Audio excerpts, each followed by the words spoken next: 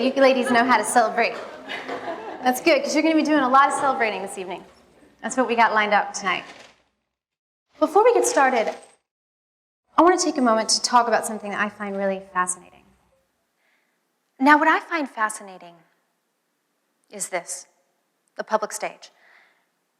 This one, in this case, is about maybe 5 feet long, perhaps a foot and a half tall. It's just a thing. It's not a big deal. But why do so many people fear standing on the public stage and speaking from this place? If you look throughout time, if you look throughout the history of our civilization, you will see that there has been one thing that has been extremely consistent in the launch of leaders in our world, and that is the public stage. It is the inception point. It is the source. It is the launching pad for leadership in our culture. And yet so many people fear public speaking, for many even more than they do dying. Have many of you heard this kind of widely known statement that many people fear public speaking more than they do death? Yeah, what is that? It's fascinating.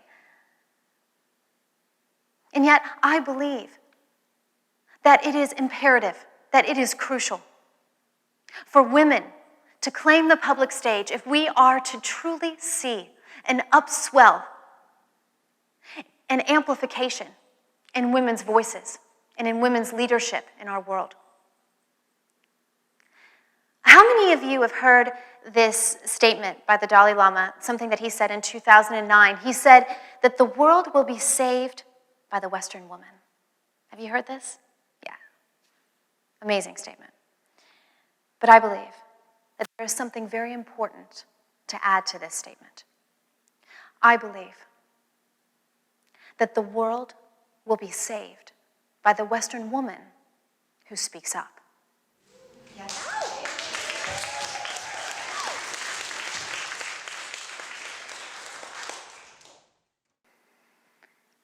And so with this belief, it is my personal mission in life to support women in unleashing the brilliance of their voices and claiming their space on the public stage. However, it seems that there is this huge obstacle standing in the way of this, which is this huge fear of public speaking. And so how do we surmount that? How do we change that? How do we create a completely revolutionized experience of what it means to get up and take the stage and own your voice and change the world? I believe that it's going to take looking at, okay, what is the source of some of this fear, and is it true? Is it true? Be in a space of inquiry about it. Now, in my journey, I have really come to see there's several distinctions that I think that can get people in a space of feeling held back from getting up and taking the stage and sharing their voice. And I want to share with you a couple of them tonight, and some things that I feel are ways that we can transform them and that we can have fun with them and support women in experiencing the freedom and the joy that is available from getting up on the stage and just giving your voice. It is awesome to give in this way. It is awesome, and the world is so hungry for it. So there's two things that I really see as first as things that we can really look at and address in the situation at hand. Okay?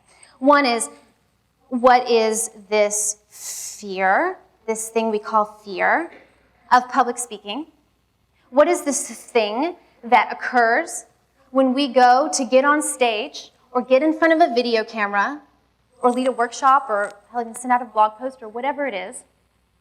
Especially with public speaking or getting in front of a video camera, this experience of being seen can just create the most intense sensations inside of our bodies. Does anybody feel this about public speaking or getting in front of a video camera? Anybody relate to what I'm talking about, this nervousness, this fear?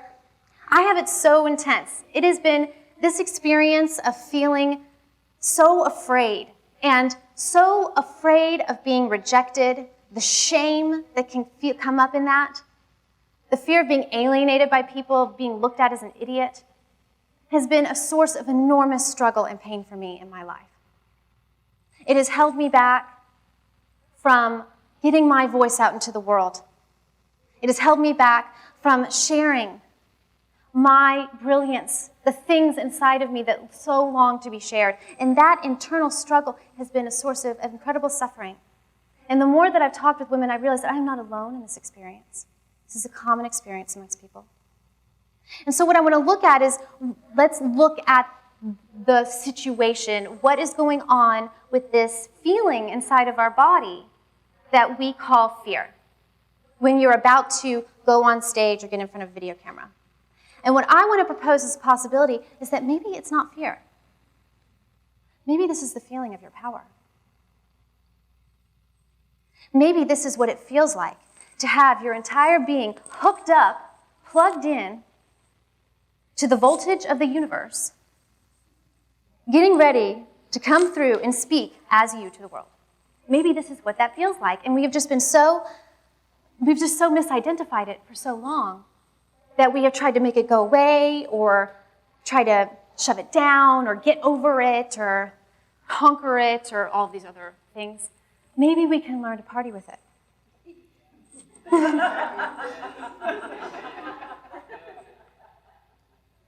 Maybe before we go on stage or before we get in front of the video camera, we can have an experience of, woo, I'm ready, I'm on. I just got switched on, someone just flipped the switch. Yeah, that would be really different. So that is one, is the big reframe around this, is how do we then begin to look at this experience of resistance, shame, fear, all these things that are so intense in our body. Kind of a minute, step away from our stories about what they mean and look at the evidence. It's like, wow, I got a ton of chi going on. And now, how can I be masterful with it? How can I learn how to use it so that I can give most fully? And that's one of the things that I've been working with these women on, is one, having a perspective shift around this experience of fear, nausea, huge nervousness before getting on this stage. And we work on things like creating what I call their Prestage Ritual, which are the things that they can do to really move their awareness and their attention in such a way that they actually use this energy and they move it in their body in such a way that they feel more calm, they feel more grounded, and their body and their mind relaxes and they get into a space that is the ultimate environment for their voice to just come out fully.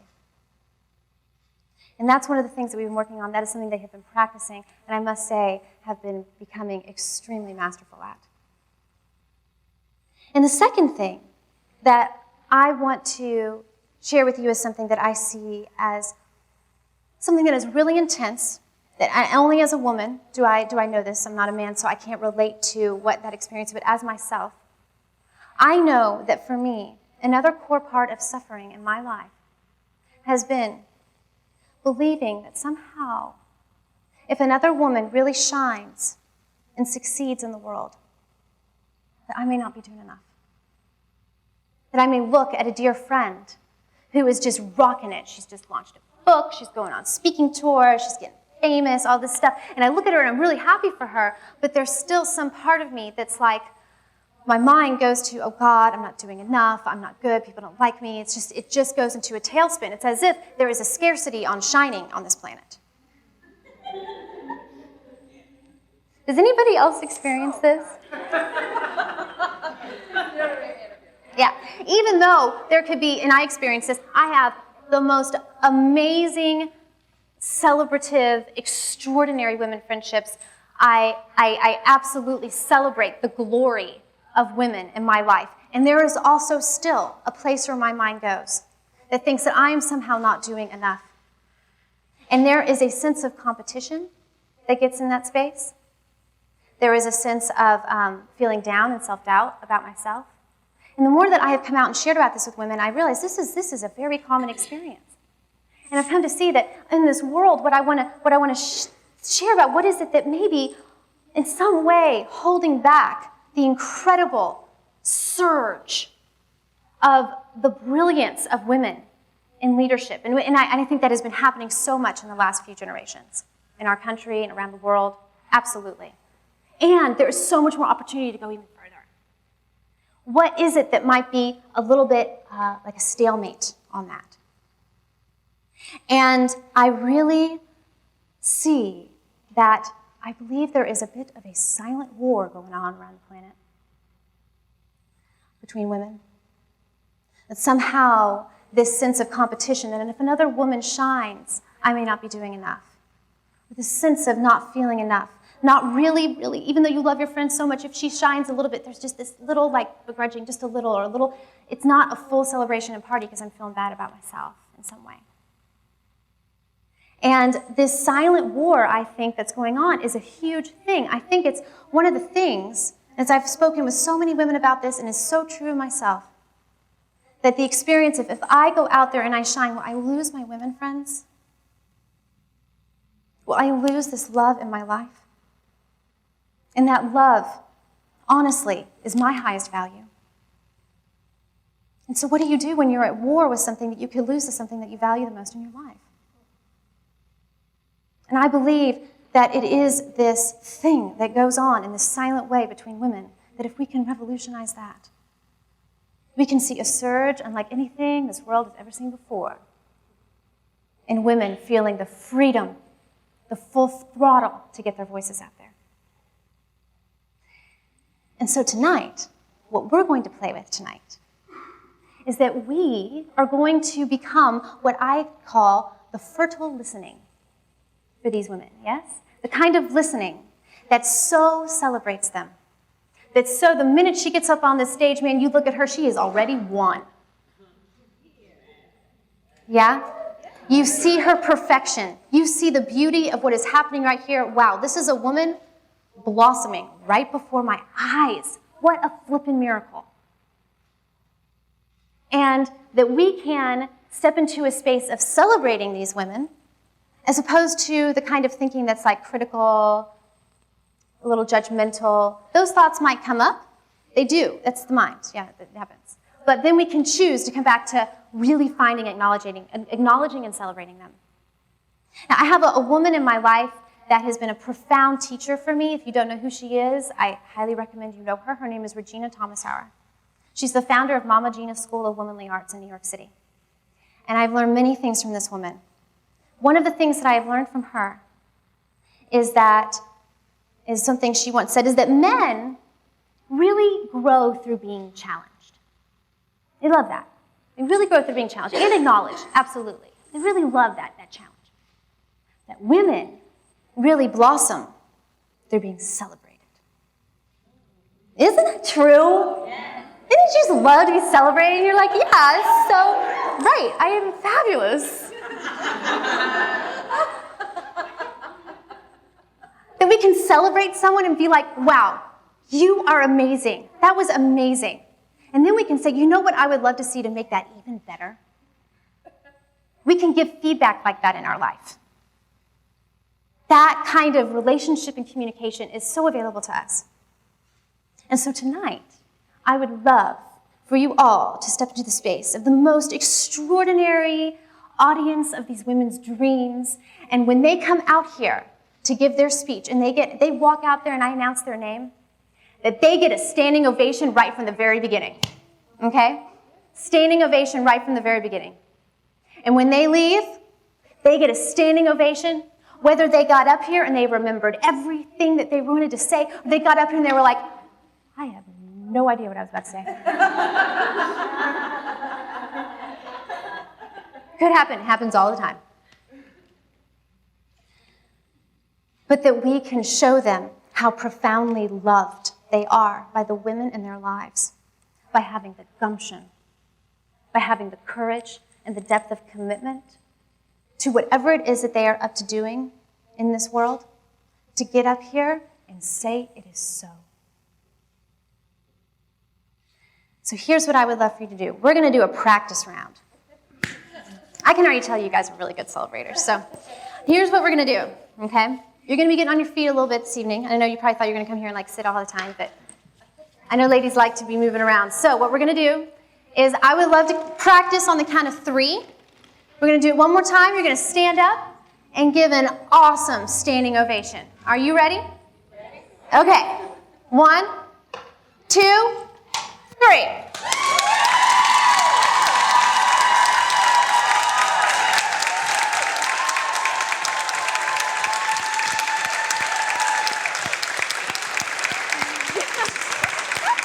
Love the both hands. Yeah. We got some pro cheerleaders over here. Awesome, awesome, awesome. Thank you. All right, so that is the deal tonight. They come out, they get a standing ovation. They go off, they get a standing ovation. Awesome. And I asked them, I was like, what would be the audience of their dreams? They're like, God, if I could just know they love me. You know, isn't that the thing? We like get all this fear about public speaking, and really it comes from like thinking the audience is mean or going to judge us or reject us. And it's like, wow, we can totally switch that up and really step into the possibility that sharing our voices with the world, however we choose to do it, on the public stage, on video camera, however that is, can be joyful, and that we can find enormous freedom and fulfillment in it. Well, thank you all for being here. I am delighted to connect with you, and I am so excited to introduce to you the first graduating class.